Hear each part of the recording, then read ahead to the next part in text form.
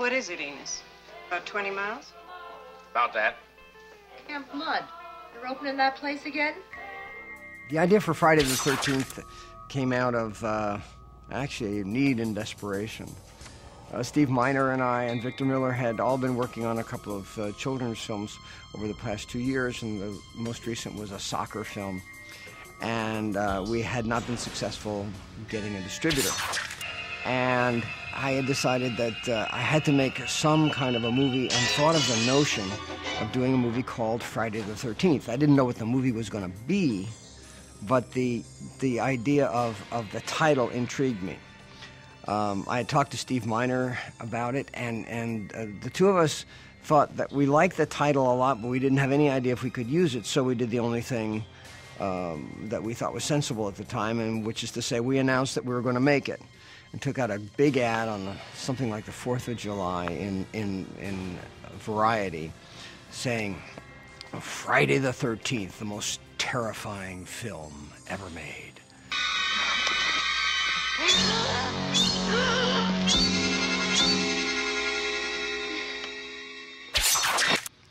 Based on that ad, I turned around and was able to get enough interest to get the film produced, or get enough money to get the film produced. The only problem was I didn't have a script or a start date.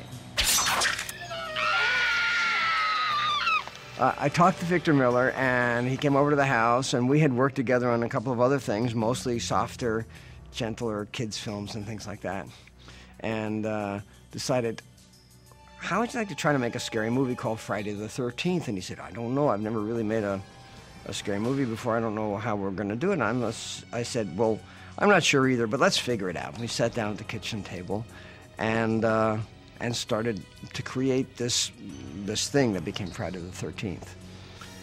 The assumption was, anyway, Victor's notion was to start with those little things that scared you as a kid. You know, you think there's somebody under the bed.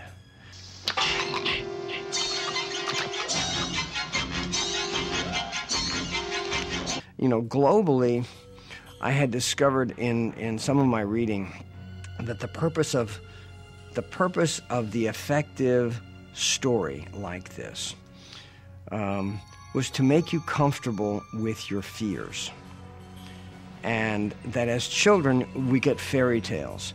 And the purpose of fairy tales, which are sometimes just bizarre, is to take a child's fears and put it in the safety of a story and tell it. And each time you take it out of this dark recesses of your mind and look at it as a story, then it becomes more accessible.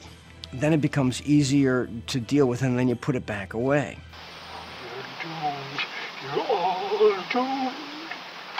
What I was trying to deal with was the notion that every teenager deals, I think, with the fear of untimely death. And it usually shows up sometime in high school when there is a kid who gets on a motorcycle and runs into a tree, or there's a car accident or something, and suddenly, you know, the entire high school almost shuts down because we operate in high school with a sense of invulnerability. All bad things happen to them, but never to us.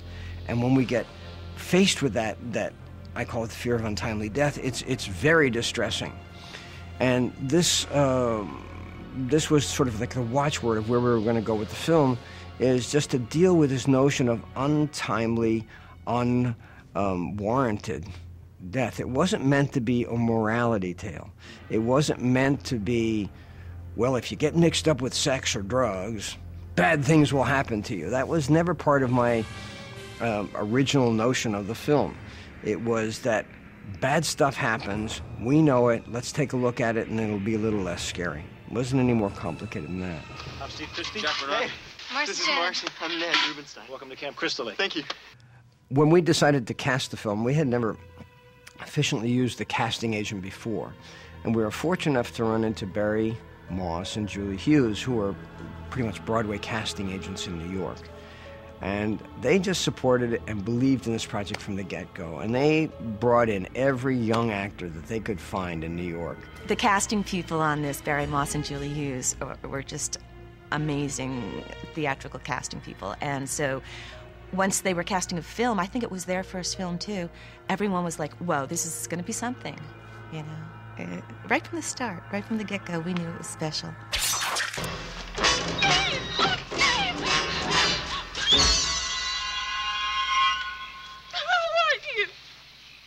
Well, I'm Mrs. Voorhees, an old friend of the Christies. Trying to find somebody to play the mother was a real task because with any luck, we could use, again, some misdirection. Betsy Palmer, at the time, had a career as being sort of like a peaches and cream, sort of Katie Couric, just the nicest person in the world in her life. And that was her whole public persona. So when Betsy Palmer shows up in the movie, at least in 1980, she seems like a nice person. She's not a threat. Nobody was expecting her to be a threat. It certainly was playing against type. I was on Broadway at the time, and I was doing same time next year. And the trip home in the car usually is an hour and 15 minutes at the longest. And my old Mercedes, which I'd had for a number of years, just broke down. It stopped, stalled on the road. And so I said to myself, Self, I need a new car. I said, universe, okay, can you see to it? So this was on a Tuesday, and on Friday, my agent called, and he said, how would you like to do a movie? And I said, great. I said, I haven't done a film since the 1960s. He said, it's 10 days' work, $1,000 a day. And I said, great. I said, I just looked at a Scirocco. It cost $9,999.50 or whatever. Perfect, that'll be great. He said, there's only one drawback. He said, it's a horror film. I said, oh, no. Kill her, Mommy. Kill her. I said, but, well, I need the car. Send me the script. So they sent me the script. I read it. I said, what a piece of crap. Little stronger words, but I said, nobody is ever going to see this thing. So I said, okay, I'll do it. Kill her, Mommy. Kill her. Don't let her get away, Mommy. Don't let her live. I won't, Jason. I won't. A good director listens to everybody. Maybe doesn't do what everybody says, but listens to everybody because a good director realizes that one person can't think of everything. It's like brainstorming, you know, I suggest something to you, you say something back, and what evolves is something that would not have evolved if just one person is thinking of it. So that was good.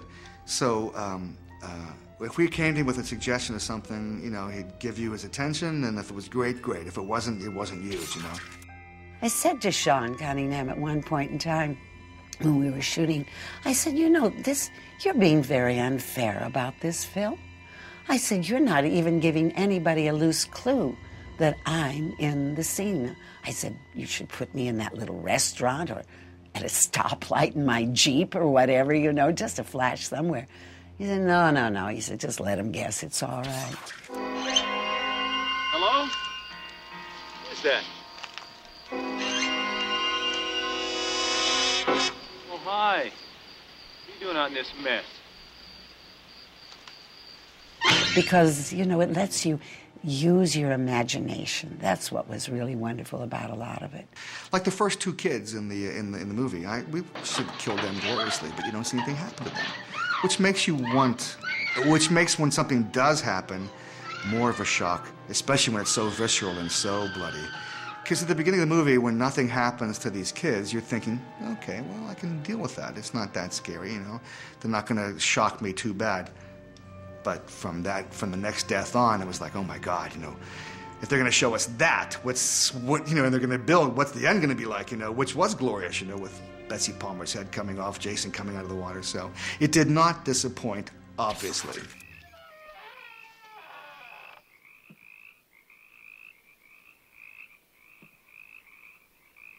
I have been in stores, marketing, you know, shoving a cart around, and all of a sudden I've heard behind me,